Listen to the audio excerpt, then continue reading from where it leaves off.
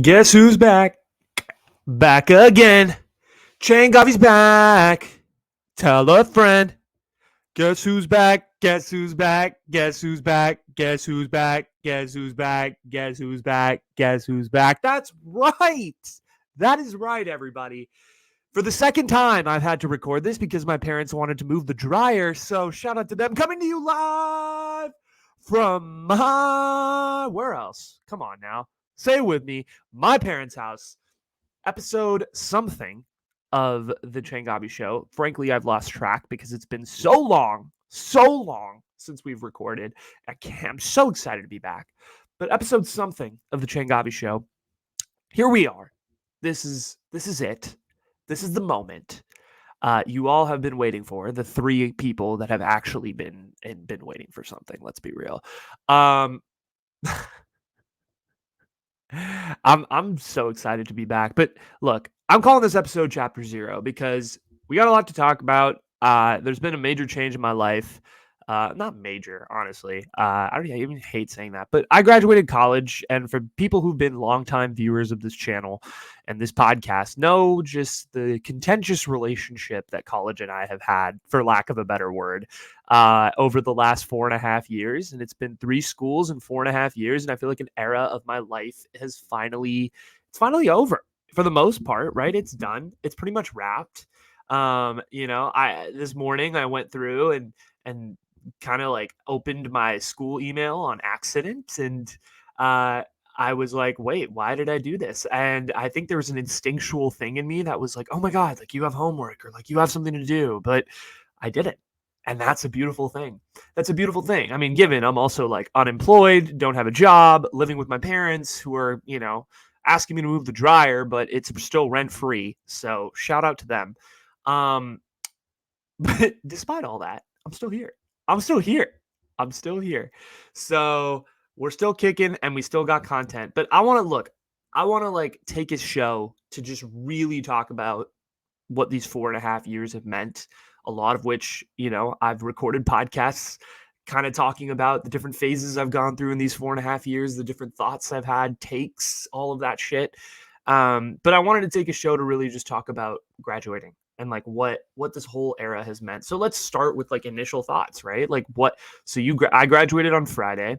I've kind of had the weekend to sort of sit and reflect and just kind of enjoy the moment of finally being a college grad, which has been something I've been waiting for a really fucking long time.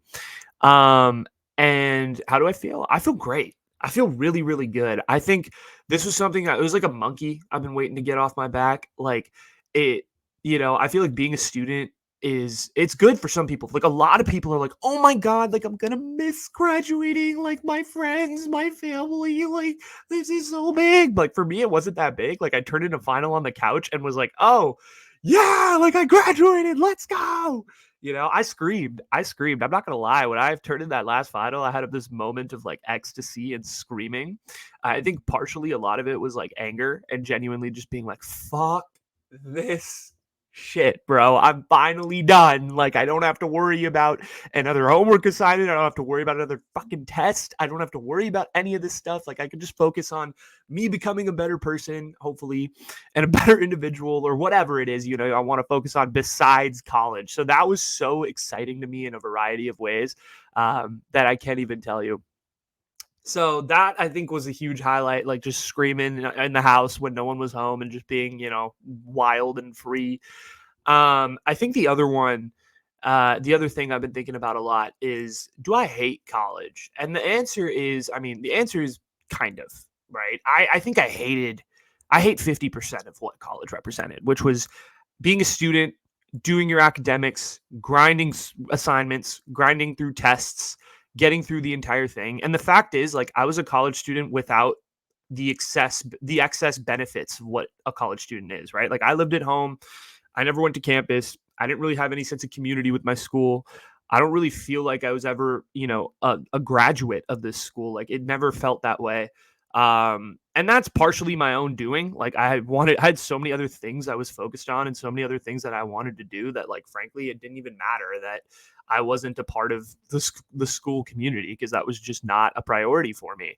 But I think I'm a very odd person to talk to about graduating in that sense, of because my experience was so different from everybody that I've talked to. I'm sure there's people out there that have had similar experiences, and I know a lot of commuter students, and I know a lot of people who have different experiences because of circumstances like the pandemic and things like that. And we're gonna get into the whole roadmap of how college looked and like what this whole thing means, and me trying to basically sit here for an hour, hopefully, and just rationalize all the various eras, I guess, for lack of a better word, that I've gone through. Shout out Taylor Swift. But yeah, I think overall, I just feel very relieved. I feel happy. I feel like this burden has kind of been lifted off of me a little bit, which is really nice. And it's sort of the first time in my life where I don't have very much going on, like in 4.5 years, because I always felt like, it was either work or school or a combination of both or other stuff. And then finally, like now I get to kind of have like the mental break. And I'll talk about kind of post grad plans and things like that as well. We'll see. We'll see if we talk about that. But first, before I get into the whole why I hate college, the spiel, the hour-long spiel I'm about to give you about all the various things. Look, I got to get into the sappy stuff too. The sappy stuff, the really sad stuff, because this is sad song. Anybody who gets that reference is legendary. Look, sappy stuff, right? I, Obviously, I could sit here and be a classic influencer and be like, oh my God, everybody, there's so many people I want to thank. I want to thank this person, this person, this person, this person, this person, this person, right? And take 5 minutes and it just be an empty, pathetic gesture. I could do that. I could. I may. I don't know. I haven't decided. No, I'm kidding. But honestly, like, I want to sit here and say it truly does take like a group and a community for one person to do something. I think that goes with anybody in life. I think there's always the saying, right? And I think this is kind of an outdated saying: behind every successful man, there's a strong woman, right? Like that adage. I don't necessarily think that applies, but I think what applies to me is the saying of "it takes a village to raise a child." I'm still a man child, for those of you that don't know. Um, and it took everybody. It took everybody to help me. It took my parents giving me a place to stay rent free. It took all the couches I got to crash on the last 2 years. It took people supporting me and people thinking that I'm not crazy for going after what I wanted to. It took people actually putting up with the fact that like I did college my way. It took my friends. It took so many people, right? There's countless people that I can thank and spend time talking about on this public platform, but I feel like that's private to a certain extent. I feel like my relationship with a lot of people can't be encapsulated by me being like, shut up, blank, shut up, blank, shut up, blank. And I feel like I freaking hate that about the internet. And so I'm not going to do that. But what I'm going to do is I'm going to tell everybody, and they know exactly who they are. Everybody knows who this applies to. I'm going to thank everyone. I'm going to thank everybody that even had a small part to do with where I'm at today. Even if you gave me food one time, like, thank you. If you gave me a smile at Cicero's or, wherever, right? I worked. Thank you. If you gave me an opportunity, thank you. Like anybody who has helped me in any way, shape, or form in the last 4 years, I've been trying to express some sort of gratitude towards, because growing up, I was never a very grateful kid. I I hate saying that. But it's true. Like I was never like someone who was very like who thought about these things, who thought about other people. Like I was self-centered. I was kind of a brat. And, I think the last few years I've really been trying to just kind of like sit back and very much take in like the contributions that other people and that my parent and not my parents, my family, my friends, the people around me have given me in my life. Um, it's super, it's just super like humbling to think that like there's so many people that have had an impact on who I've become and have had an impact on me getting here. That it's like words can never do what they've done justice.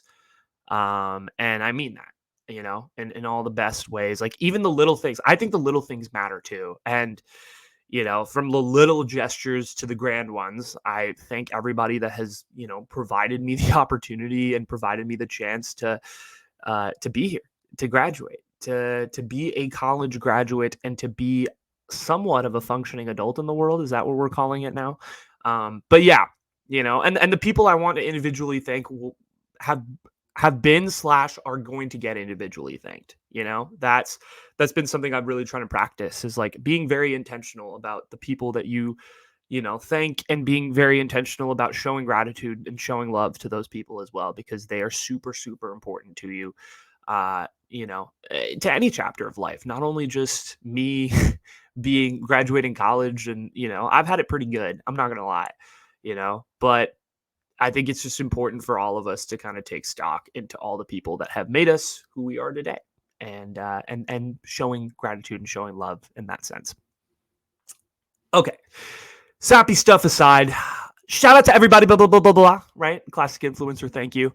Let's get into my college experience, right? That's why the 4 people that are watching are here today. That's why the 4 people listening are here today. What the fuck happened? 4.5 years. It's finally over. Let's do it.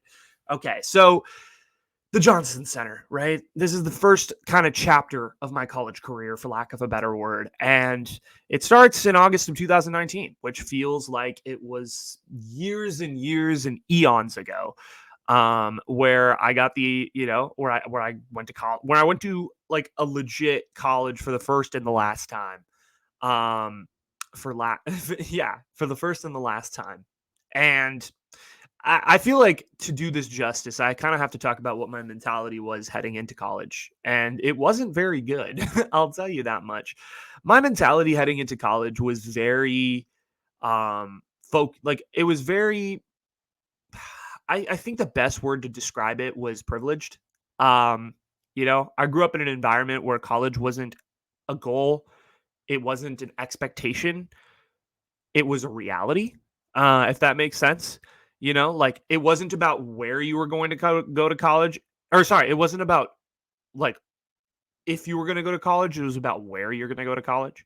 And that was kind of the situation I grew up in, surrounded by people who went to amazing colleges. I was surrounded by people who are highly successful. I mean, that's what you get growing up in the Silicon Valley, right? You grow up with people who are just monetarily and financially super successful, and they pass it on to their kids, and their kids kind of feel this pressure to a certain extent to achieve that. On top of that, there's also a sect group of people that come from, immigrant households like me, and kind of feel this pressure to sort of establish themselves away from their parents, and kind of give themselves an opportunity to like build their own life and all of these things. And that was sort of like some of the pressure I was feeling at that point in life, between in 2019, I guess, for that period. And I think I always, like, I never thought about college. I never critically thought, like, what do I want to do in college? Like, what is college? What does it mean? What is this whole thing that we have constructed around it?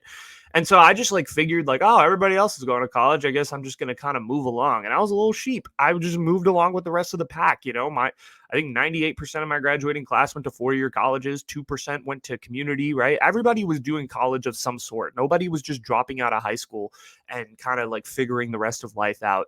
Or even taking a gap year. There were like 3 people that were taking a gap year, but they were like deferred to Cornell. So like, what the hell do you like? Okay, like, cool. You're still going to an Ivy League school afterwards. So like, it always felt that like college was there. You had to do it. It was something like, even like in my immediate community, it was just surrounded by people basically saying like, yeah, you go to college. Like, there's no questioning the mentality behind it. Like, why do we go to college? Like, what do you learn in college? Like, nothing. It was just, oh, you go to college. Like, no questions asked. Like, it's just kind of something you do. And a lot of people do it. A lot of people still do it.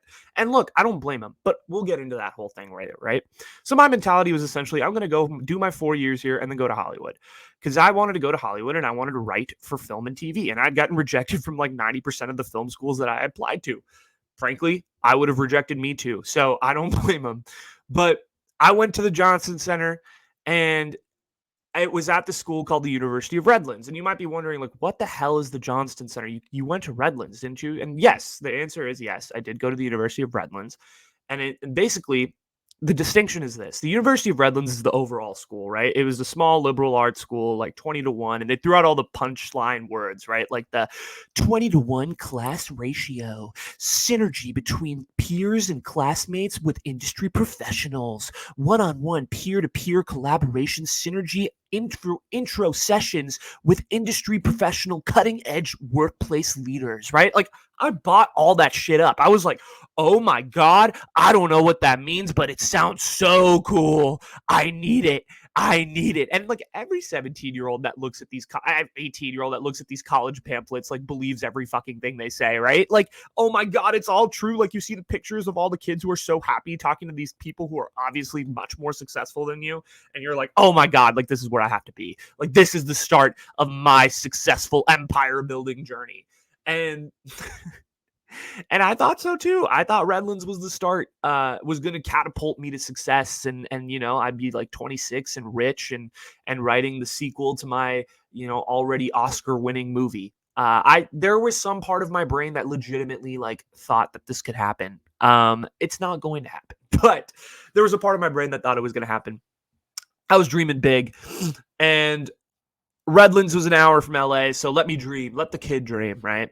So I get to Redlands, and essentially the program I enrolled in was called the Johnston Center. And the Johnston Center is a complex of dorms. So you live with these people, right? It's like the two dorms on the south edge of campus.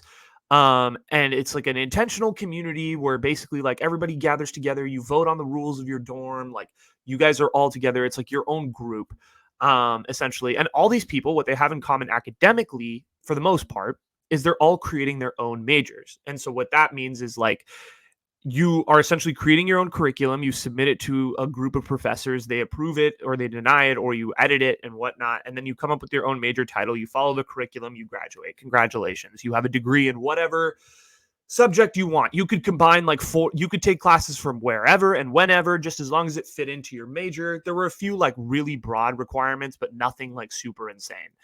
And the kicker to all of this was that your classes were written evaluations. Yeah. So they were like, so instead of grades, like, how you typically get like A, B, C, D, F, right? Like that was, how you were used to getting graded for 12 years of your for your career, schooling career. I got to my undergrad and they were like, yeah, we don't do grades here. We do written evaluations. So essentially you have a professor who writes this long evaluation about your performance in the class instead of giving you a grade, right? So it's like the grade is up to interpretation. You would got like I remember like sitting around with a bunch of people after the end of first semester, and we would read each other's evals and be like, "Was that an A, or is that like a A minus, or like a B plus?" Because like we're so conditioned to these grades that we were not used to getting written evaluations, and we tried to draw some like numerical conclusion. I don't necessarily agree with this numerical grade system that we had, or like this written evaluation grade system. Like it was whatever, but hey, it was a part of making my own major, and it was a good opportunity for me to be able to be like, oh my God, I can have the chance to, build whatever major I want and kind of do whatever I want. So academically, Johnston was super cool, right? But fast forward, I move in, everything's good. But socially is where things got a little suspect. And the thing about Johnston that makes it very, very unique and very interesting is that typically, like, I grew up in an environment in high school where it was like men, women, very limited non-binary. I don't even think there were like maybe 2 or 3, kids at our high school that were non-binary or non-binary identifying.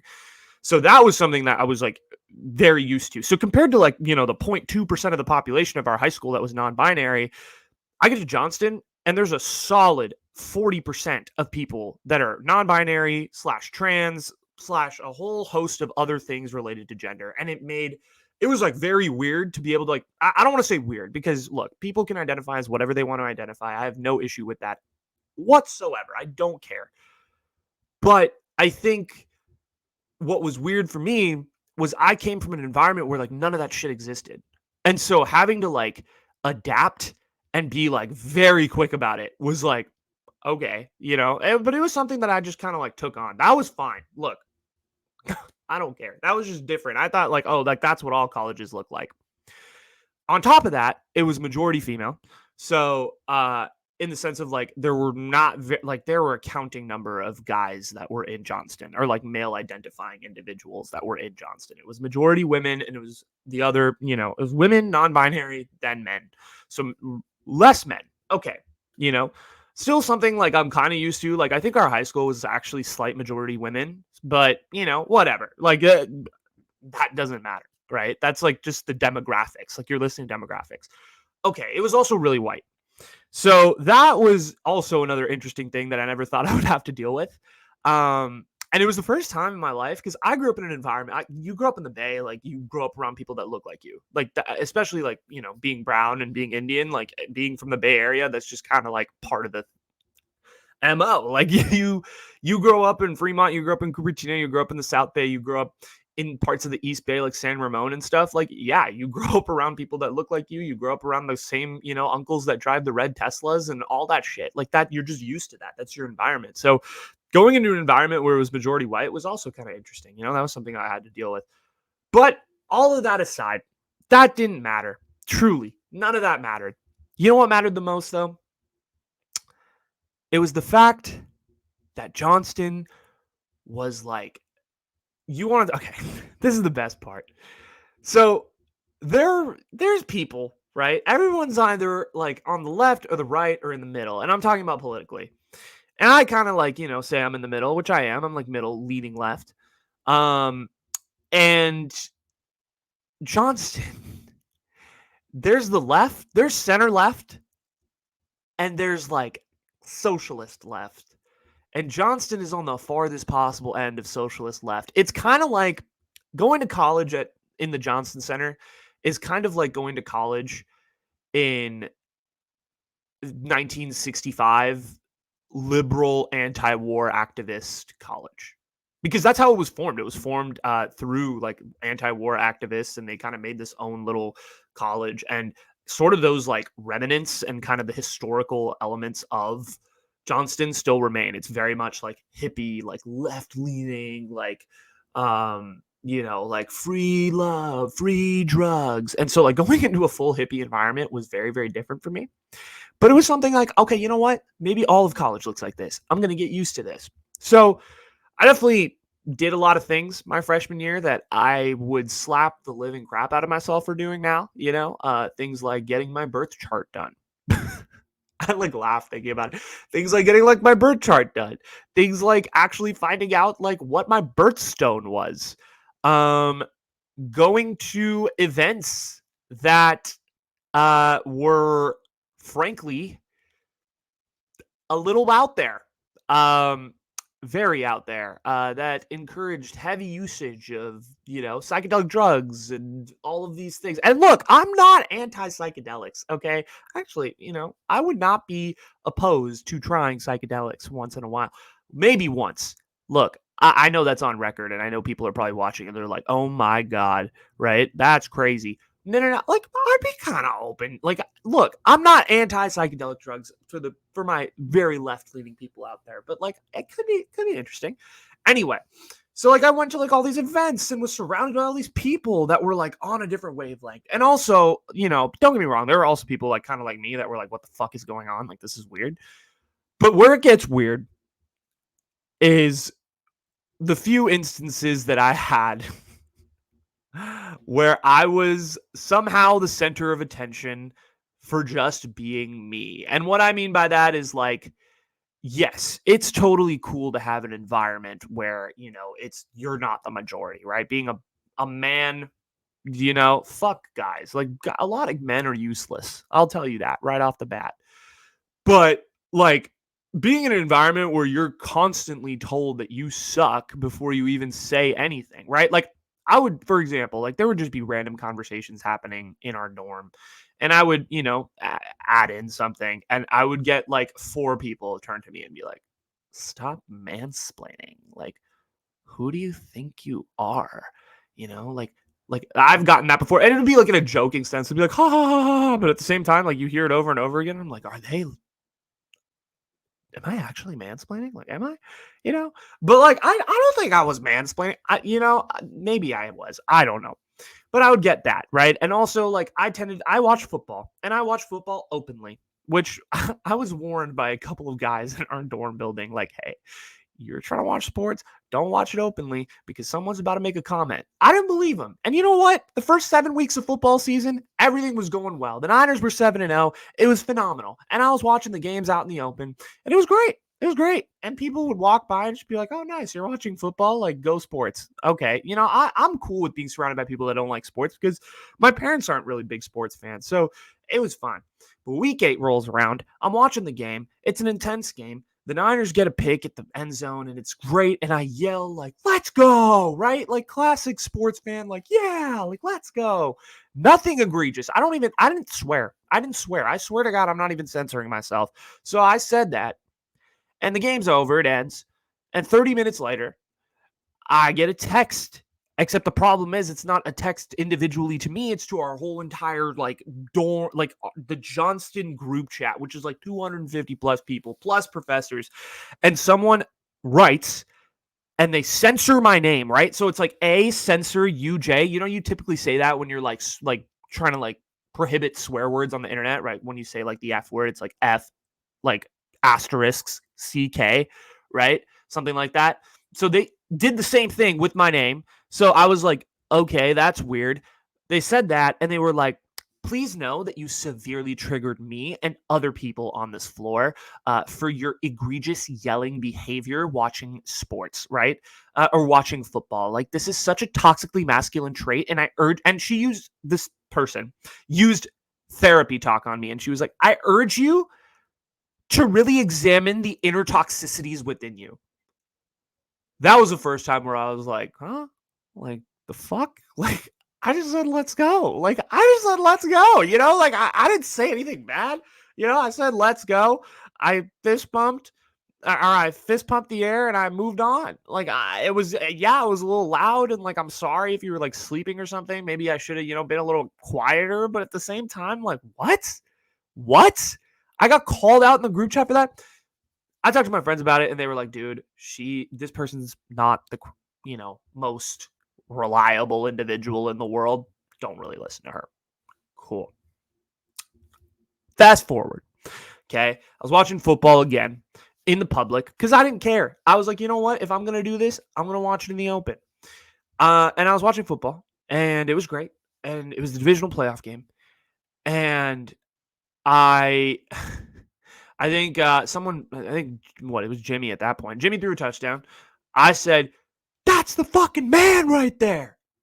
Oh, in this environment, that was a mistake. That was a mistake. I couldn't have said that. I shouldn't. No. The room went quiet. There were like 4 or 5 people who were just like sitting around, and they were like, oh. And of course, I got taken aside and told that I need to watch what I say. And what I said was really inappropriate and very disrespectful and was mean and rude and all of that stuff. And look, I'm not saying that I was right. First, I'm not dismissing that point. Sure, I took that aside and was like, okay, but I've thought about it, and quite honestly, I don't think it was disrespectful. I was calling Jimmy the man. Am I disrespecting women? I don't know. I feel like I've heard much worse at the bar. I feel like people say way worse shit, even at sporting events. Like, is that really that bad? Like, I can't say he's the man. Like, that was when I realized, like, wow, I'm in an environment that doesn't give a fuck, that just hates me for being a dude. And I'm not saying it was the entire dorm building. It really wasn't. It was not. It was like a few people that would just like kind of like eat at me. And I was just like, dude, like, stop. Like, are you kidding me? Like, I can't yell like he's the man when he scores a touchdown in the playoff game. Like, that wasn't even that bad. That's like the worst. That's like on a scale of a 1 to 10 of how egregious like a thing I could have yelled. That was probably a -50. Like, I don't even think that was that bad. I've like thought about it too. I'm like, oh my God, is this bad? I've asked friends back home. I'm like, yo, was this bad? I've asked men, women, like all sorts of people. Like, yo, was that a bad thing to yell? They were like, dude, no. Like, why did you get yelled? Why did someone take you aside and say, like, you need to watch your language? Like, what the fuck? Like, I was like, yeah. I mean, and it felt like I was in 3rd grade again. They're like, you need to watch your language and what you're saying because you could very well offend some people. I was like, dude, no. This is horrible. So those were the couple of instances where I got absolutely shat on for no reason. There is also another one that I could tell. Yeah, I'll tell this story. Um, I was in the coffee shop in our dorm building. We had coffee shops too in our dorms, which were really cool. They were student run. A very cool part about going to Johnston. Okay, I'm trying to insert some positives here. So I was at the coffee shop. I was chilling, talking to a friend. This guy comes around and he's ranting. He's ranting like it's borderline kind of crazy. And he was just yelling and he was like, blah, blah, blah, like all Republicans need to be fucking killed, like hang them, like blah, blah, blah. And I'm the type of person, typically I would stay out of that. I'd be like, all right. I don't know what came over me that day. I really don't. Maybe it was the caffeine finally started to hit. I look over at him and I'm like, dude, what do you mean all Republicans should die? I think that's a little much. That's what I said. And then he was like, no, like all of them should die. Like that's fucking ridiculous. Like blah, blah, blah. And I was just like, dude, like, I don't think they should all die. And of course, he started yelling at me. And, I wasn't emotionally mature enough to like keep a calm voice. So I raised my voice and it turned into a whole thing. And some girl, like, instead of actually trying to like de escalate the situation, like stuck a camera in my face, which was just like, the fuck? Like, this is the generation we live in, dude. This is the first time I realized I was living with Gen Z was when that shit was happening. Stuck a camera in my face, turned into a whole thing. It was weird. Dude, I went to college in a very, very strange place. I kid you not. And I still, like, there are some things that, like, I can't get over that I had to deal with there. And that's just, like, 3 of the stories. And, and this person posted about me on their private Instagram and, like, called me out and it turned into a whole thing. But I was like, you know what? I'm going to take the high road on this one. Like, you're right. Sure. Okay. You want to kill all Republicans? Well, I mean, but like I made the mistake of raising my voice too. So I escalated. But at the same time, I feel like nothing I did was particularly bad social wise, but I felt like I was made to be this person that I really wasn't. Anyway, but those were the worst. Those are the worst, the worst. Okay. In the grand scheme of things, the Johnson Center was fine. I made a lot of friends. I made friends I still talk to this day. I met a lot of people who I really like. I met a lot of people who I'm still friends with. And I learned a lot about other communities. I learned about queer theory and I learned about, a lot of like this intellectual theory jargon and like about gender and about all of these things. And I learned to really appreciate that. I think it was something that like gives me a leg up, especially in this world that's ever changing and that there's a lot of stuff going on that I actually like read all this stuff and was kind of forced to because the community I was living in. But that being said, I didn't hate my time there. I really liked it. There were also like a bunch of positive memories. I had the best birthday of my life there, because random people just decided to make it an amazing day. And there's a lot of different intricacies about the Johnson Center. There's something called the orgy shower. I'm just going to leave it at that. I'm not going to provide any further context. And you could openly drink in the Johnson Center because there's this rule called the opaque cup. And I'm not going to provide any context to that. But I went to college in a very strange place. And this is where I went to school for the first 8 months of my life until the pandemic hit, right? But I want to address something really quickly. There have been a lot of people have told me, they're like, a lot of people my age, right? Not my brother's age, nobody like in, who's older than me. But a lot of people my age have said, I need you party. You party a lot, you know? And there has been this narrative made about me. There's a story behind the hashtag party on age. That's a story for another day.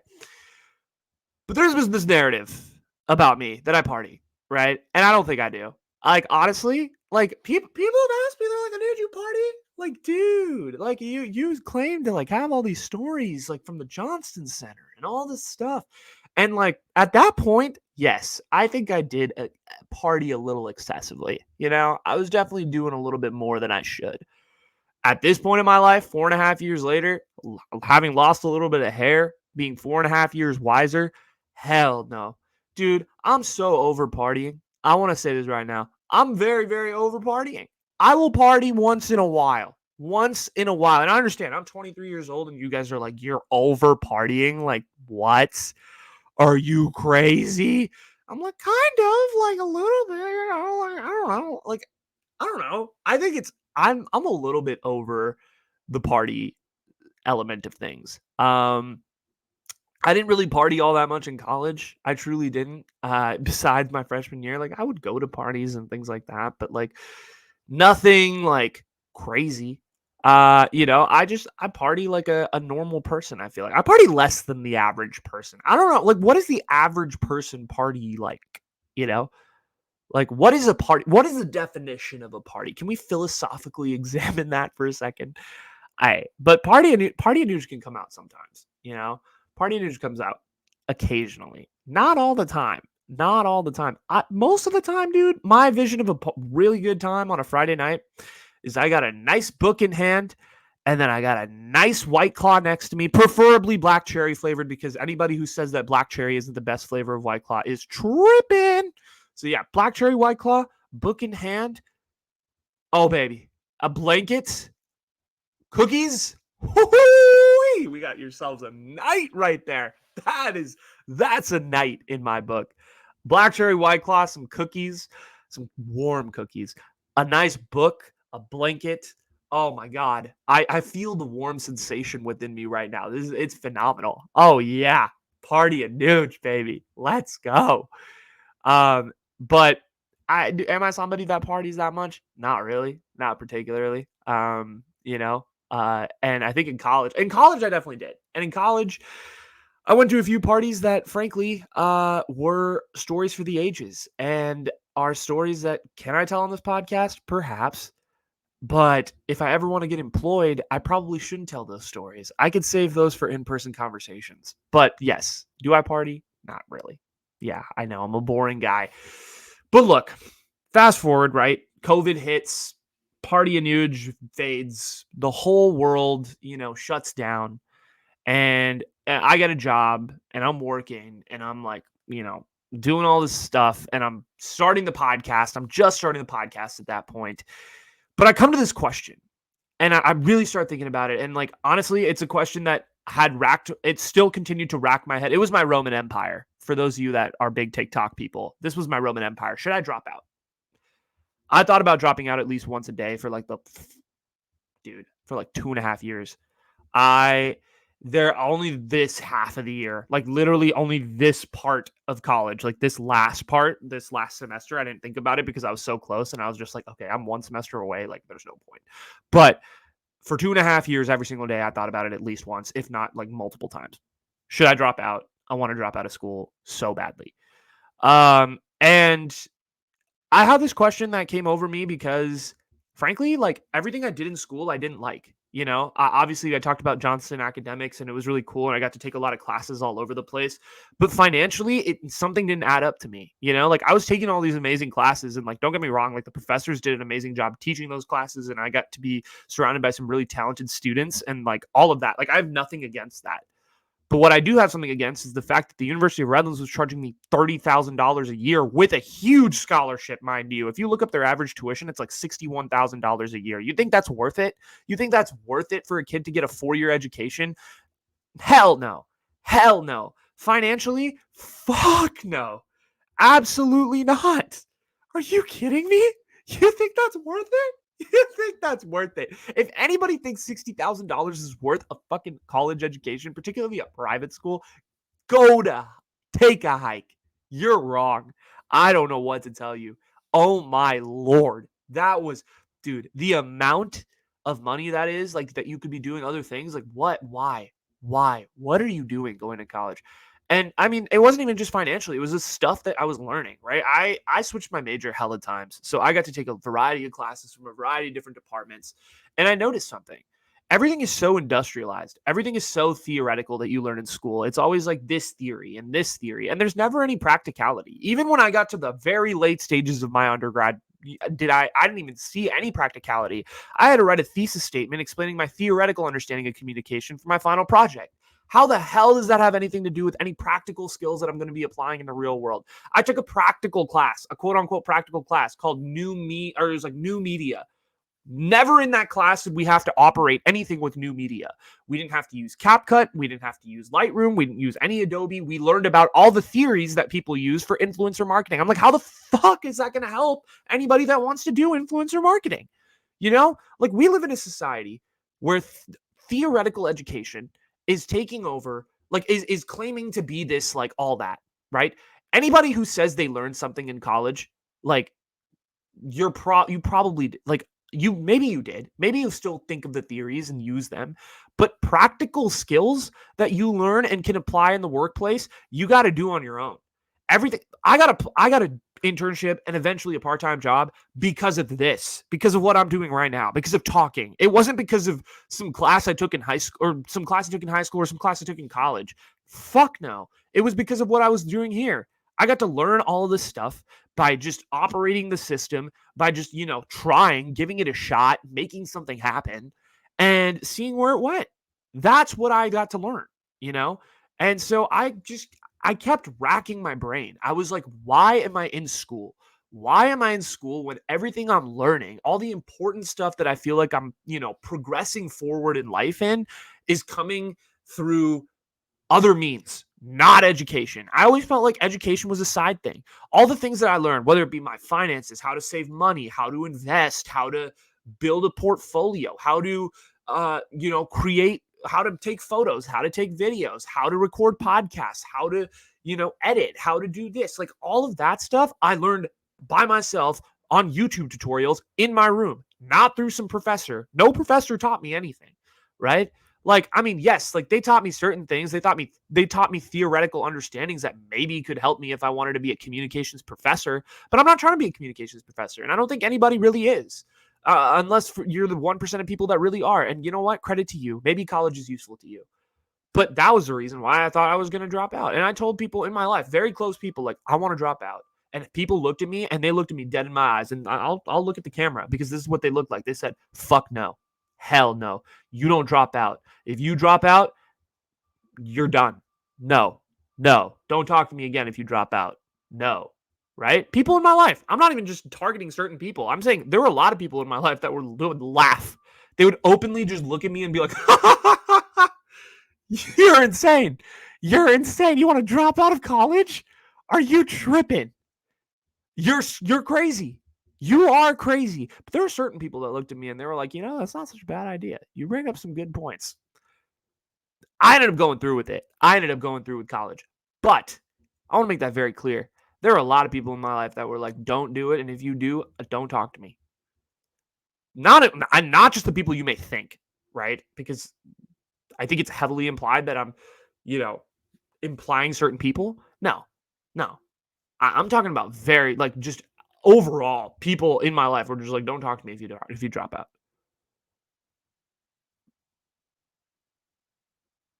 I mean, I didn't, so I can talk to them, but also, like, that just shows you, like, bro, are you kidding me? Like, really? Anyway, so should I drop out?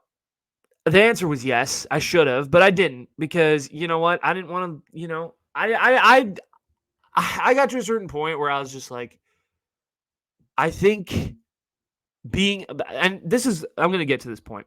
I think this is an incredible point that I want to bring up. And I kind of covered this category of academically overrated. But I think I got to this point in college where I realized that college is actually really good for one thing. It's really good for one thing.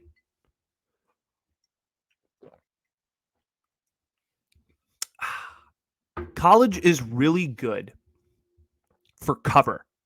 And you're like, what do you mean by cover? What I mean by cover is college is amazing for actually being able to just like cover your ass in society. Like when people ask you, oh, so what are you up to? Oh, I'm in college. No questions. No follow-ups. Maybe, oh, what are you majoring in? Communication. Cool. That's it. That's all they ask you. And I realized something. I realized that college is the greatest cover, and it's the greatest time in your life where you're able to just try shit. You're able to just do things that you want to do. And nobody questions you. You want to act, you want to be Romeo and Juliet, but people ask you, what are you doing? Oh, I'm in college. No questions asked. College gives you this cover in society and in the world and with people in your life where they're like, oh, cool. Like you're in school. So that means you must be doing something productive, right? And I realized I could utilize that to my advantage. I was like, oh, I'm going to say I'm in school. I'm going to say I'm working really hard on my classes, but like I'm going to do all this other stuff that I want to do. And so that's why I started this podcast. And I went head first in the effort here and like barely. And And no offense to any of the colleges I went to, I didn't really put in that much work. I didn't put in that much effort. I kind of worked on it on the back burner, and it was just a little bit of an annoyance, and it was irritating.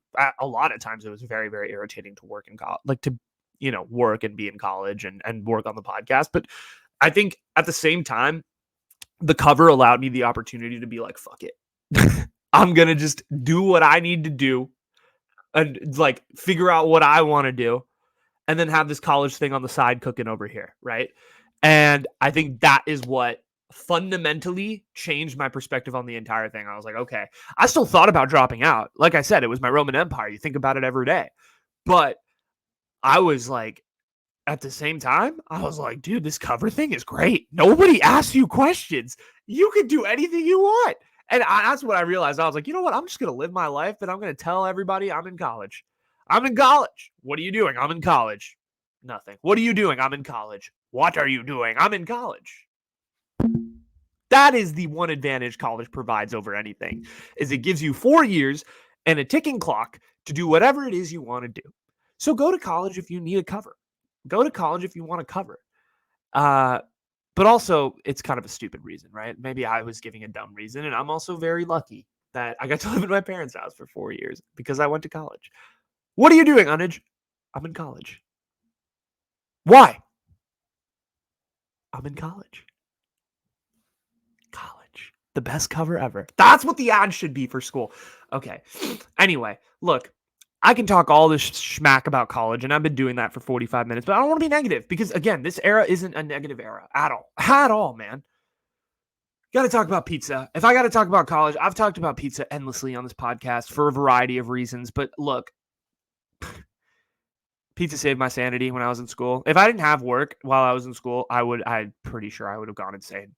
I'm pretty sure I would have just like questioned my life's work, probably, ran away in the middle of the night and lived the rest of my days in a Norwegian village just above the North Pole or just below the North Pole.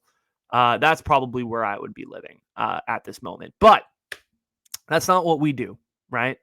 So I got a job. I worked at a pizza place, 2 pizza places over the course of basically 2 years, and I had the best time. I had the best time, man.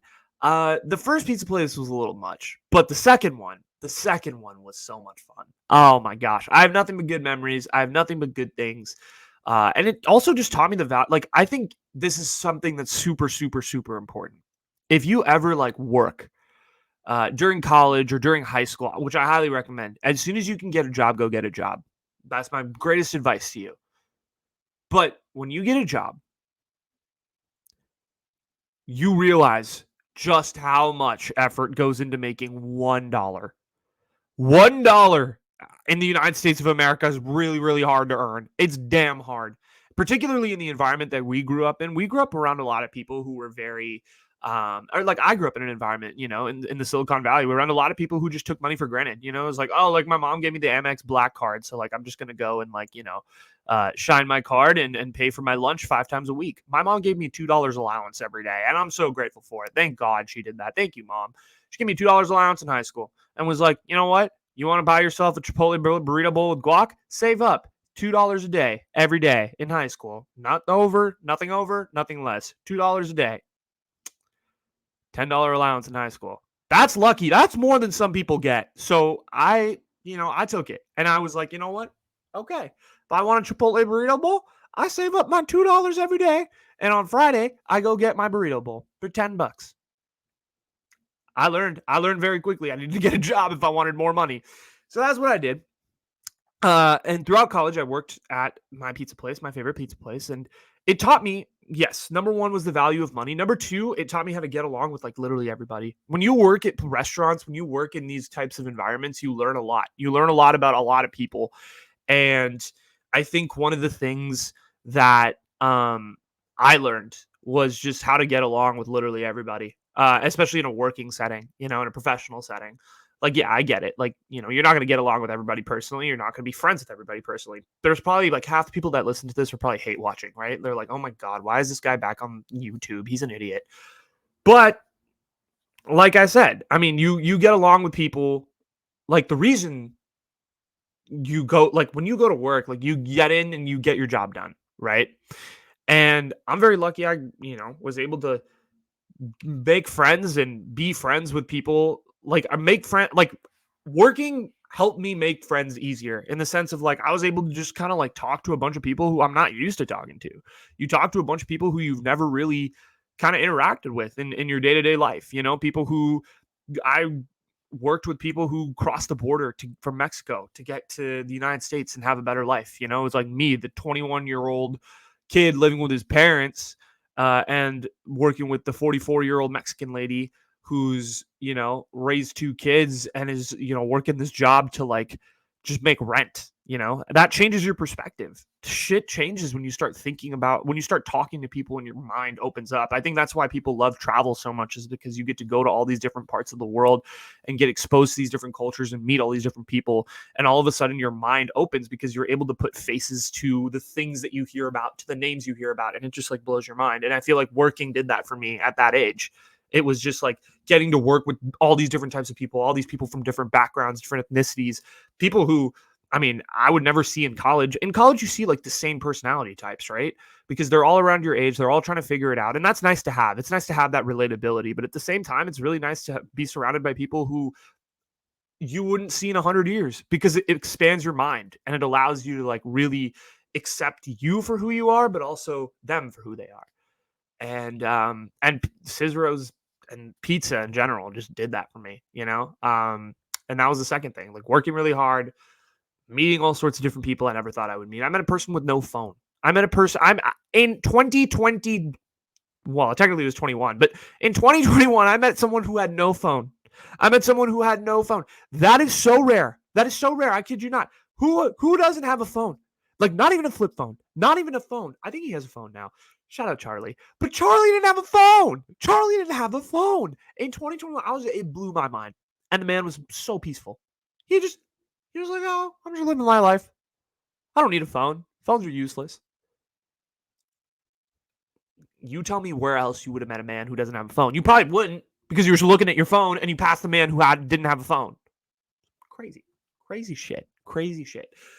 But anyway, on top of that, what was the other thing that pizza taught me was just it gave me my good friends. It gave me my college friends. Like people always talk about, oh my God, your college friends are the people you talk about for the rest of your life. They're the people you interact with, blah, blah, blah, blah, blah. Like college friends are everything. I have a few college friends from my first college. I didn't have anybody from my second college because I went to community college for 2 years and it was all online.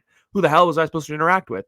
But no, my college friends are my work friends. They're the people I met at work. They're the people who I spent endless hours talking to about problems, about all these various things that were happening, about literally just life shit, about sports, whatever it was. Like they were the people that saved my sanity during this time.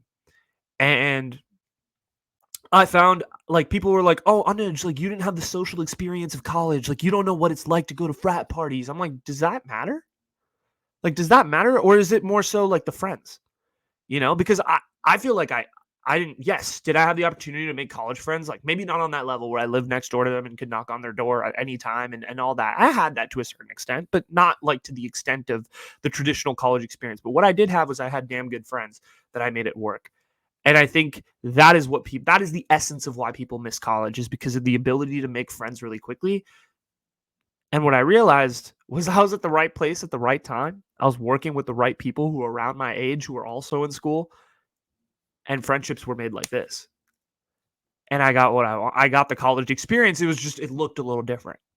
And I think that's really cool.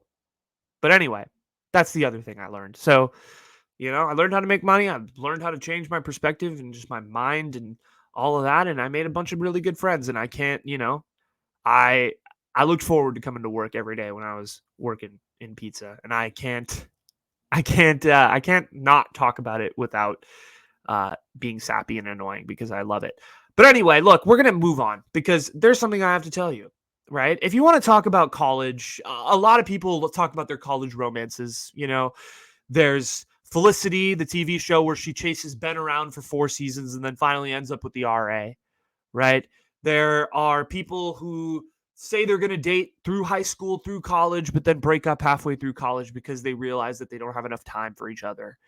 There's, you know, uh, there's so many different variations of the high school to college romance, right? Your freshman year, there's always something called the turkey drop. I don't know if it's still called this, but it's like all the high school relationships that were still together, like even through the summer and through college, like end up breaking up during Thanksgiving. So you break up with your high school girlfriend, or she breaks up with you, or whatever, because you want to see other people and the distance is too much, and blah blah blah blah blah. And it happens to like 85% of people. Let's be real. It's called the turkey drop. But every college romance, every college story, every college person who goes to college has a crush. They have a romance. They have a thing. They have a fling. They have a ling. Whatever. I don't know what it's called. I had mine. I had one in college, and her name was Kelly, and she was a barista, and it was never really a fling. Let's be real. So I'll give you the real backstory. Okay. So this was peak caffeine anooge, right? It shouldn't be party anooge, it should be caffeine anooge. And essentially, coffee anooge. And I loved drinking coffee. I would spend the majority of my money that I would spend was not on clothes, was not on um, you know, anything really, like online shopping. Mostly it was just coffee and then food. Like I would spend hella money on coffee. I still do. It's bad. But anyway, I spent a lot of money on coffee, and I used to go to this coffee shop called Great Bear. Shout out, shout out, shout out. I still go. I still go. Shout out Great Bear Coffee. But I used to go to Great Bear. Okay. And it was like close to my house. I would walk over there. It was great. And I would, yeah, so I'd go to Great Bear, and I would go twice a week, Monday afternoons or sorry, Monday mornings and Friday afternoons. So I'd go on Monday mornings at like 6 or 7 in the morning before like anybody was even up. And that's because, and so I would go there, get my coffee, walk home, run home, whatever. And then I would do the same thing on Fridays because it was a nice way to like start your weekend. Uh, so I would keep going to Great Bear, loved Great Bear. And what's it called? And so eventually I ended up going there so much that there was this barista that tended to work the two times I was going. And her name is Kelly. I don't really know if her name is Kelly, honestly. If Kelly's listening to this, shout out. And we, kind of hit it off. We would just talk surface level at first, it was nothing. And we never really talked about anything. This isn't a serious relationship. Like you're expecting me to give you tea. Like, oh my God, a new just college romance. Like I want to hear all of it. Like, no, there was nothing. There's nothing there. You want to hear the real tea? Here's what the tea was. She wrote a heart on my cup once. I freaked out. I thought maybe she liked me. And then I realized, like, she did it to a couple other people too. So I was like, maybe she's just in a hearty mood. And, she was just writing hearts on people's cups. So she wrote a card on my cup a few times. We talked. We smiled at each other. She was cute. I liked her. Not in that way. I'm like, I thought she was cool. Like, cool. Yeah, I think she thought I was cool, vice versa. I don't even think she knew my name. She never asked for my name. We just kind of like, talked. I guess she knew my name because I'd have to give my name for the order. But, other than that, like it was nothing. It was nothing. It was a barista crush. It was a barista and customer relationship that teetered on the lines of possibly, could we? Could we? Maybe, but guess what? No, because eventually I started going there, and I kept going, and one day Kelly stopped showing up, and then Kelly stopped showing up altogether. So that was the end of that. That was the end of my barista crush, of my Travis Kelce and Taylor Swift, of my wonderful romantic fling. It came to an end. But I feel like every relationship, right? Every college story, every college graduation, everything, it always has a romantic element to it. This was the closest thing I could find. So I figured I would tell you the very short story of Anuj and Kelly because there's literally nothing else that I could possibly think of, right? Maybe freshman year, but that was freshman year and it lasted like 3 months. So that doesn't count. That doesn't count. So this had to be the only one. It's Anuj and Kelly. Like, come on. And like, was Kelly her real name? I don't know. It could have been Grace. I heard a couple people call her Grace. That was it.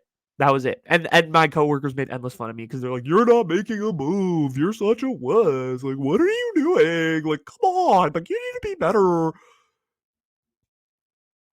Like I said, there were 6 feet of wooden bar that separated us. We were just a couple of friends, kind of ish, customer friend Yeah, I don't even know what we were. We were just a couple people who liked talking to each other and smiled across the bar, and that's it. That's the story. Okay, that's my romantic escapade of college, right? There was really nothing else, so I had to tell that story. But look, after Kelly the barista and working in a pizza place, I thought it was time for a change. And I ended up applying and I messed around and I got an internship, and that led to an assistant position later on, a part time job. And I got my first taste in working in corporate.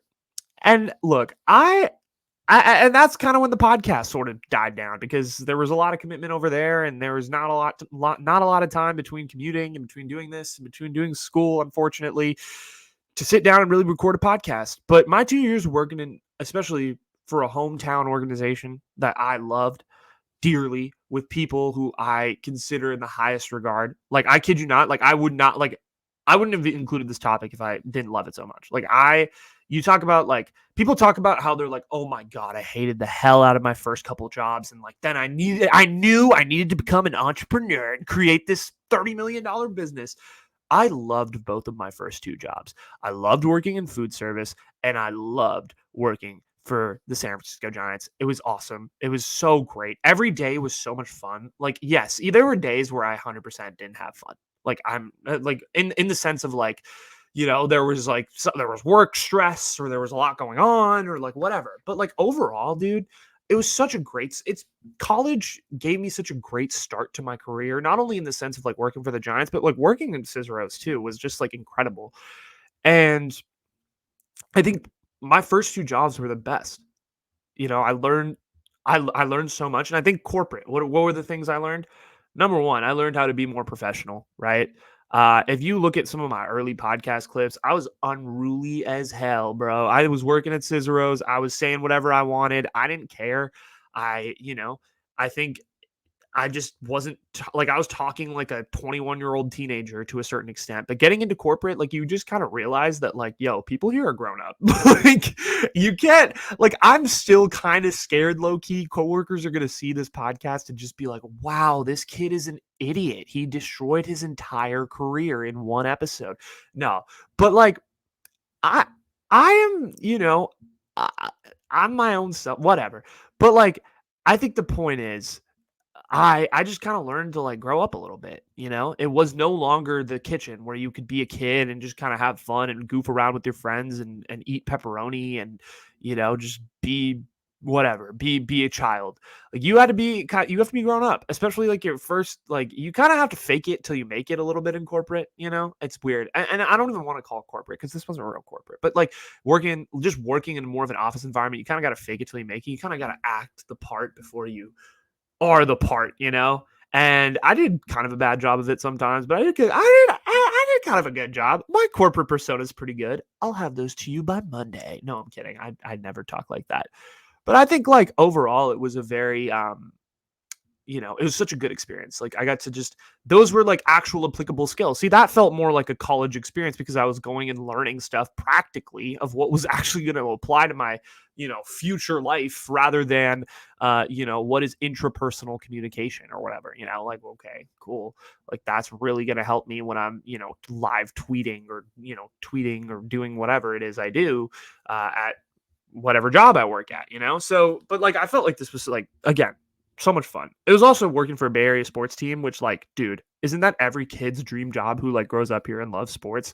Like you I literally like I got to achieve both my dreams. I used to tell my parents when I was young, I want to work at Cicero so I can get free pizza. Check. I want to work for a Bay Area sports team like the Warriors, the Giants, and the Niners. Check. If I think about it, like if I put everything into perspective, into a box, genuinely, I achieved everything I set out to. No, not really. But like in the sense of like I did get to accomplish a couple childhood dreams in college. Like not very many people can say that they did that. So I'm very happy. Working in corporate was a pleasure, corporate air quotes. I don't really think social was really corporate, but I had a hell of a time, doing everything, participating, just soaking up knowledge. I think that was one of the main things that I realized very early on that you should do. And this is good advice for anybody who wants to work in corporate. Soak up all the knowledge. Soak up literally everything. Like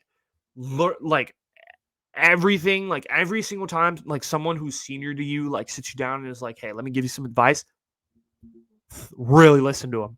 They know what they're talking about, especially if you trust them. And like, I just like took it as an opportunity these last 2 years to just soak up as much knowledge as I could, copy what people were doing, really learn what people were doing, really just sit there and kind of like be able to like not only share ideas but also like learn how to execute on them, just all the various things, and I feel like corporate me was a little bit of a yes man, but I think in mostly the best ways, because I'm young and I was naive and I was just trying to learn. And I think I'm gonna get into it a little bit later. Maybe I was a little too naive, but I loved it.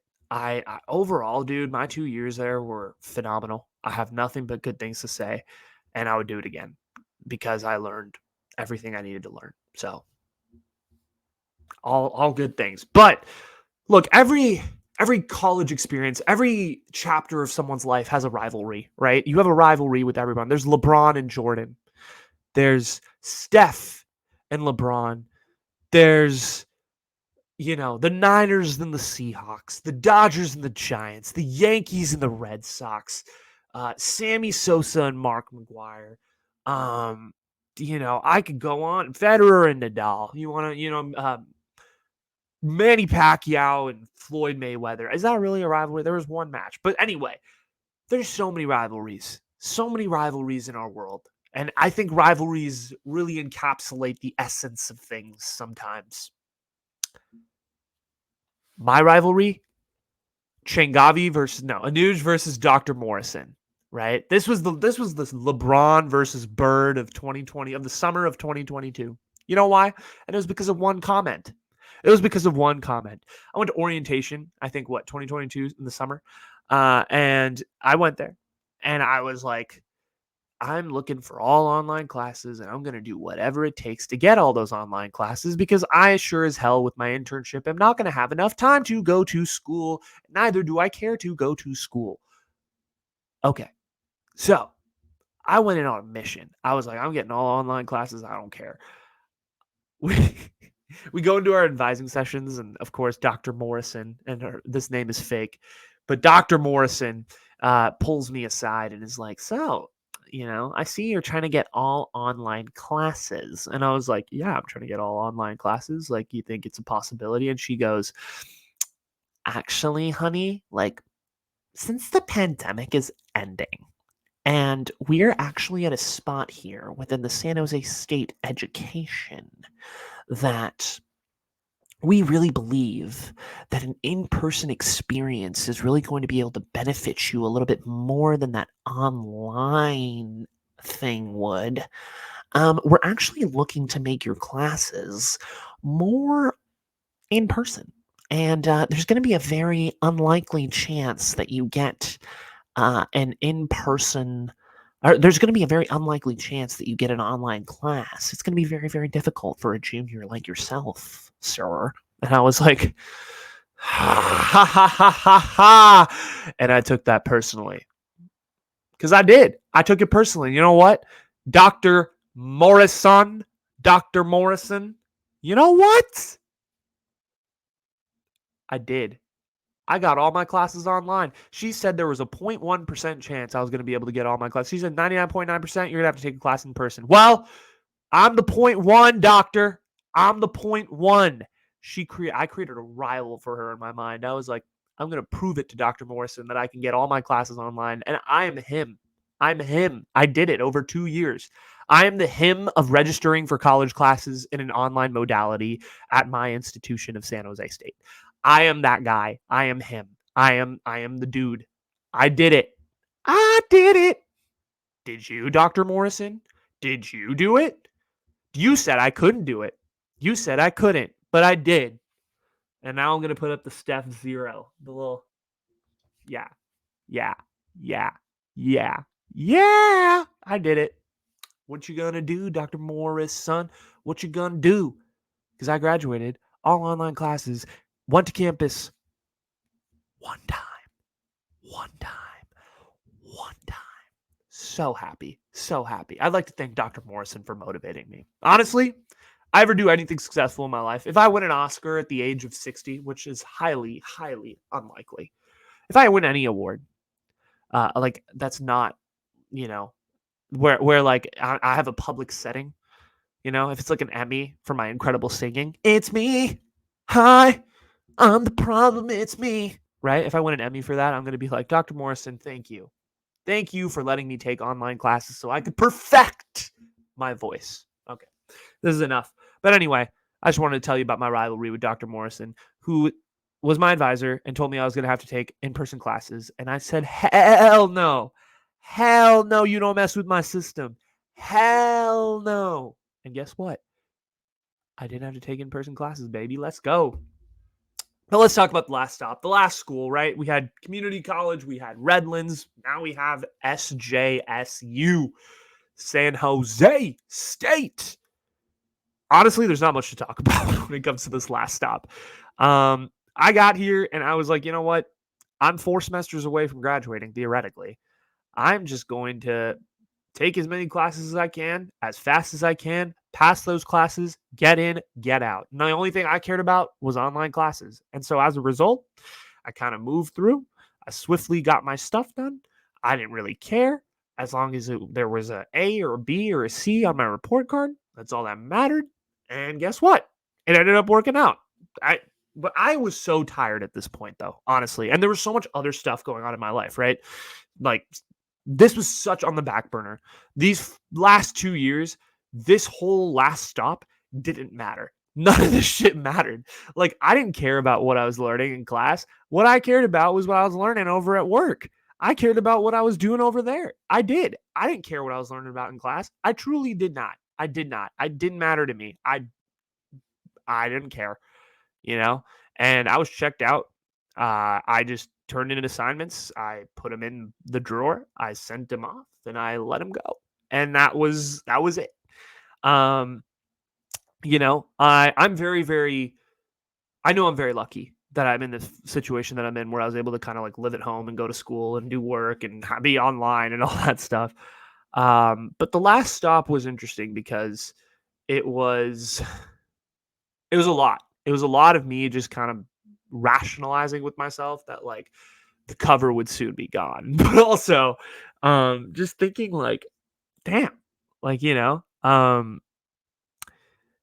think I never really enjoyed my time at San Jose State because I never went, and I think a lot of the time at the last stop was like watching a lot of my friends and watching a lot of my peers like graduate, like take that step, seeing their pictures get posted about, oh my God, college is the best 4 years of my life. Shout out to 202 Jeter. Shout out to 301 Marshall. Shout out to 707 Michael, right? All their various apartment addresses and their beautiful friends and their amazing college stories that they graduated.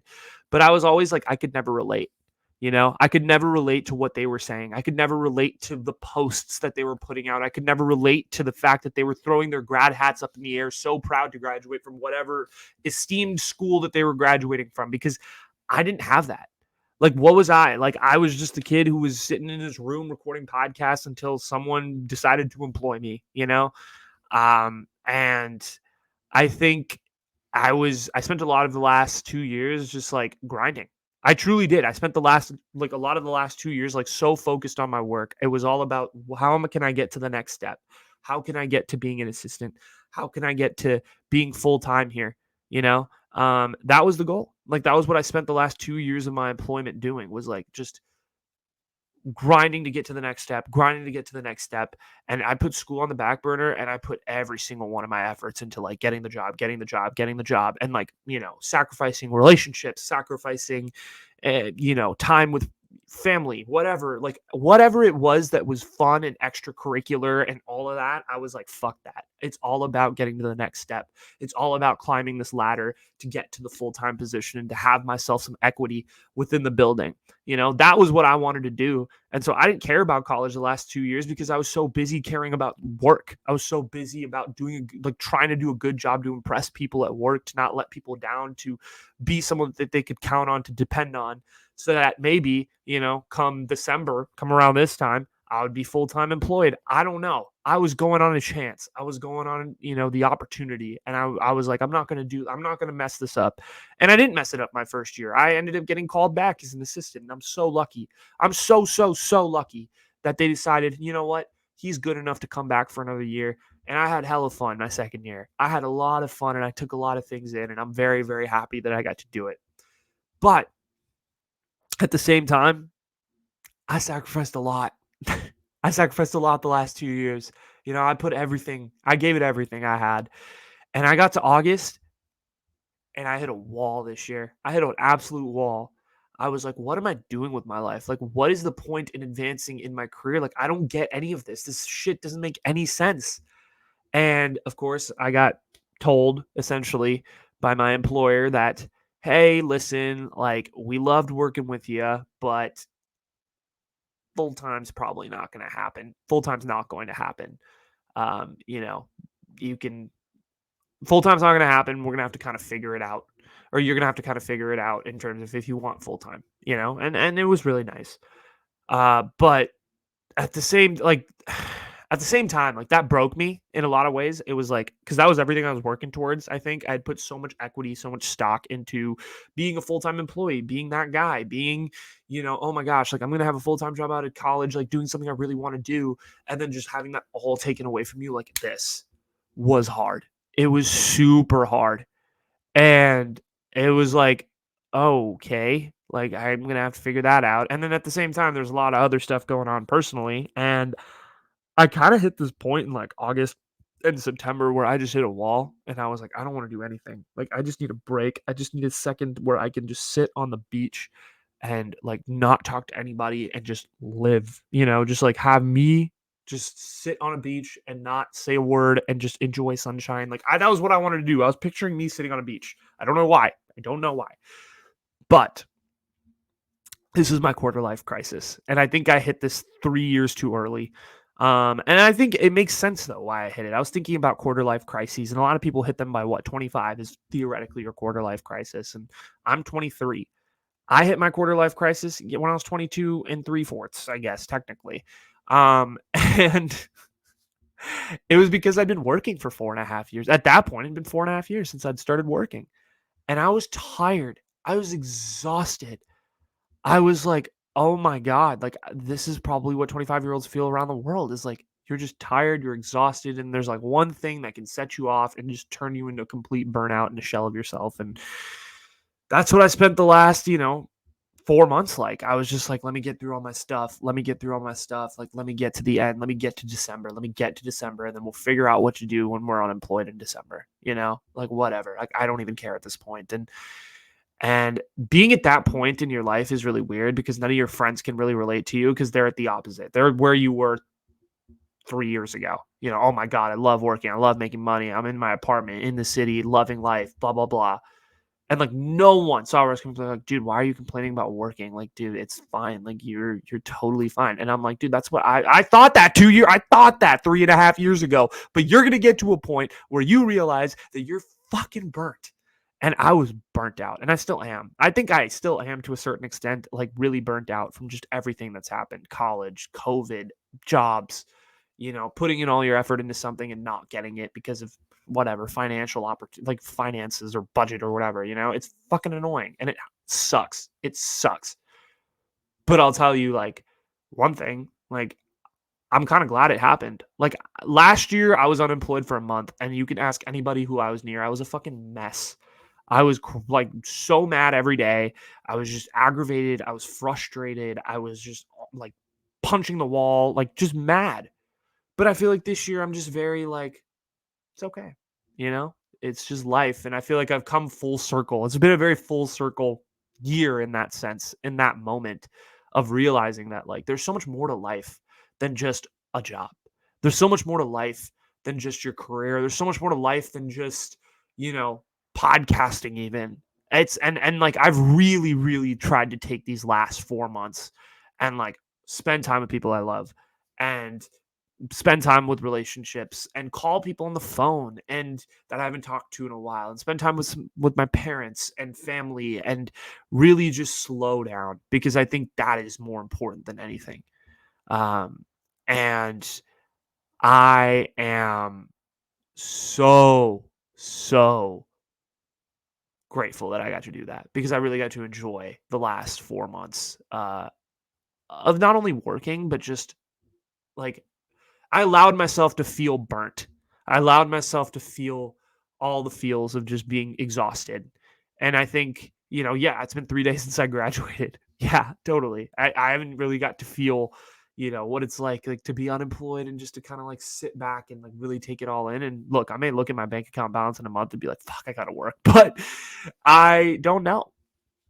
And right now, I'm just currently like really enjoying the state I'm in and really just enjoying the fact that it's, you know, I don't have responsibility for the first time in a very, very long time, and I'm going to enjoy the hell out of that. And if people have a problem with me doing that, okay.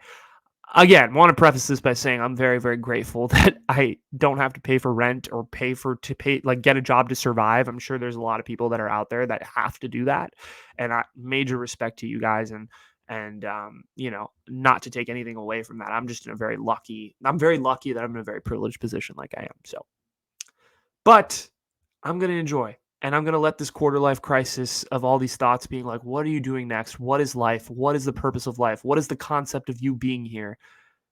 Take fold and enjoy it and just really think about it. But look, big picture, right? I'm going through my quarter life crisis. Maybe I'll make another podcast episode about detailing exactly how I feel and like the theoretical, I don't know. But advice to college kids, right? I'm sure there's younger people that listen to these. I post clips of this on TikTok. So I'm sure there's a bunch of people out there who are like, oh my God, like, what is your advice for me? Like, I don't know what to do. And like, yes. Come to the right place. I have a few pieces of advice for you guys. Look, and I want to preface this by saying that I think every person goes through college differently, and there's probably so many people out there that have a lot of great advice that, is less jaded than mine because I didn't really like my college experience. So, but I want to preface this by saying this. Like, I really think that college comes down to a few things. I think it comes down to your personal growth. I think it comes down to things that like skills that you learn that are translatable to work. And I think it comes down to like you growing as a person. I know that's like related to that is personal growth, I guess. So yeah, two things: personal growth and also like professional skills, right? I think that college can be categorized into those two ways, and I think the advice that I would give you is really simple. I think the first thing I would say on the professional front, I guess, is learn hard skills. Don't learn like soft skills are really important, and you're going to kind of learn that through your own personal growth, right? Like being able to talk to people, being able to communicate, kind of going through your own interpersonal communication and learning how you feel and learning your feelings and through all the various relationships you have, whether it be romantic, friendships, mentorships, whatever it is. Like you're going to learn those soft skills anyway, so you don't really need classes to further emphasize that. Learn hard skills, learn how to edit videos, learn how to take a photograph, learn how to edit photos, learn how to create content if that's something you're into, learn how to code if you want to code, if you want to build websites, learn how to build stuff, learn softwares, learn chat GPT, learn all of these things that can help you in the real world and they're actually applicable to jobs and to different things. Hard skills are the most important thing that you possibly can learn. I'm 100%. And it doesn't have to be like the traditional hard skills of like, I know Raspberry Pi, I know C++, I know Python. No, learn how to edit a video. Learn how to like edit an iMovie in Final Cut, in CapCut, in Premiere. Learn Photoshop, learn Slate, learn all of the possible hard skills and softwares. Experiment. Like learn social media. Like really learn hard skills because they're going to help you in the future, right? That's the first thing. That professionally, if you want to focus on one thing in college, you don't know what the hell you want to do, try a bunch of hard skills. Guess what? Worst case, you know all of them. You know a lot of them. You have good mastery of a decent amount of them. If you can learn that, you're going to be way ahead of the curve. I'm telling you. The next thing I'll tell you, don't take yourself too seriously. Be a little spontaneous. Don't be afraid to like take some risks. I had a problem with this in college because I'm someone who really likes structure. I'm somebody who's like, I need to do this, and this, and get this all done by the end of today. And then, like, then I can relax for a little bit. And then I got other stuff I got to do. Like, that's just my personality. And that's kind of how I work. But here's what I'd tell you, very, very simple. Don't do that all the time. You know what you should do? Enjoy being but enjoy being a kid. Enjoy being an adult, an early adult, because this part in your life is so fun. You're never going to have this much freedom with your friends. You're never going to have this time to go out. You're never going to have this time to like do all these crazy things that you want to do. Like if your friends are like planning a spontaneous trip to LA and you go to school near there, screw it. Do the trip. Go to LA. Go have fun. Go make some funny stuff happen. Go make some memories. Don't worry about school. Like if you have a ton of homework, but your friends are doing something kind of cool, do the cool thing. Don't worry about the homework. The homework doesn't matter. The homework will figure itself out. You'll do it at some point. Worst case, you don't do it. And guess what? You get a C. You pass. C's get degrees. It doesn't matter. Let loose. Don't take yourself seriously or that seriously and just have fun. That's what I would say. Have fun with your friends. Have fun with, whoever it is. Like, just learn stuff. And that's how you learn your soft skills, is going out and like doing all these crazy things. Don't just be incubated within yourself, and don't work too hard. Truly, that's one of the things I learned about college and just in general, like in my life, that I want to be able to apply. It's something I'm working on too. And the last thing I'll say, I think this applies to like high school grads too, but get a job. Get a job.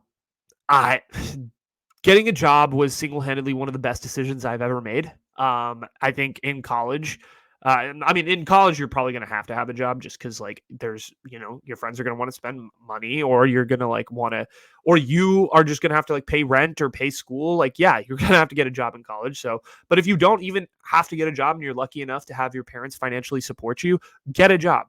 Get a job. Start saving, whether that be for post college, whether it be for a trip, whether it be for anything. Money gives you options. And also, like, on top of that, you're going to learn how hard it is to work for, like, how hard you have to work to even earn a dollar in this country. And I think that's super, super important. I think also getting a job in the sense of like, just doing, like, you have all these crazy stories you're going to be able to tell later to like all your friends, and they're going to laugh and they're going to be like, oh my God, like, that's crazy. That's so funny.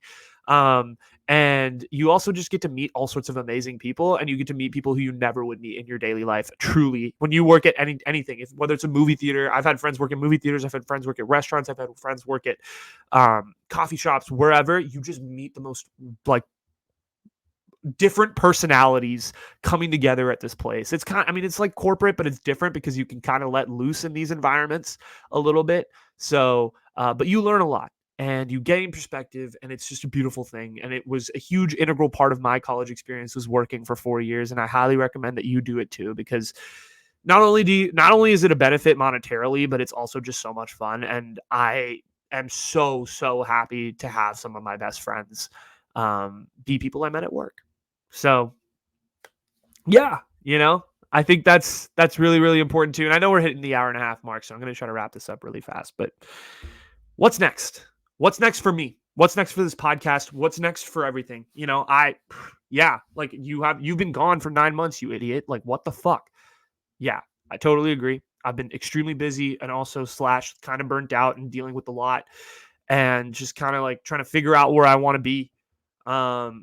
But I can guarantee you this. I'll tell you this podcast isn't going anywhere. I'm going to try and record episodes. I'm going to try to figure out what I want to talk about, what the direction of this podcast is going to be. You may see me try a bunch of weird shit on social media, and that's probably going to continue to happen. That's just, going to be something that I continue. You may see some graphic rebrands. I don't know. I'm going to just try and experiment with things, and I'm going to really try and do some stuff. By now, you probably would have seen the graduation post I'm going to put out before.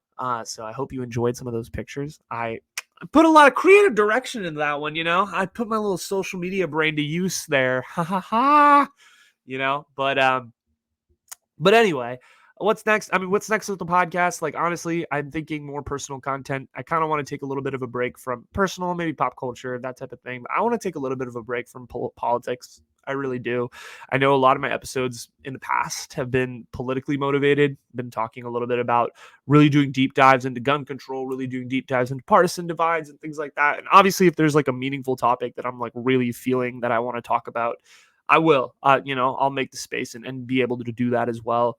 But I don't want to pressure anything. Like, I don't want to even put pressure on myself to talk about anything. Like, I just kind of want to talk about what I want to talk about. I really just am using this as a space where I can just say whatever the fuck I want. And kind of use this as my platform to the 3 people that listen. So that's what I want to do in terms of the podcast. In terms of me, I'm debating. Should I do it? Yeah, fuck it. You know what? Okay. Here's the thing. I'm going off script here. I was supposed to like save this one for later, but I'm gonna say it. So I booked a ticket 3 months ago, a one-way ticket to Europe, to London. It leaves in March, and I am thinking. I've been doing a lot of thinking. I've had this quarter life crisis. And I don't know how long it's going to be for because it's going to totally depend on like if I, get a really cool job or, if something works out or whatever. Like, I don't know what 3 months from now is going to look like. And obviously we're playing this by ear. But if nothing works out on the employment front, I'm gone. I'm gone for 3.5 months. I'm going to Europe for a long time. I've been planning the itinerary. I want to take you guys with me. So we're going to be podcasting from the road a little bit, maybe, potentially, doing some different, interesting types of content, potentially, all that good stuff. Hey, there's a lot to look forward to. I'm so stoked and I'm so excited for this next chapter. But yes, I want to make the announcement right now. Solo trip to Europe, baby, for some period of time. I don't know how long it's going to be, but I know guaranteed that I'm leaving to Europe in March. And I can't wait. It's going to be a lot of fun. I feel like I need it. I feel like I needed some sort of break a little bit. I needed a little bit of just like running away from my problems. I'm lucky that I've had a lot of money saved up over the course of the last, like, whatever it's been, few years of working. I've gotten to live at home, so I haven't really had to do much expense wise. So I'm lucky. I got a lot of money saved up. I got an opportunity to do it. I have some time potentially. So I decided, fuck it.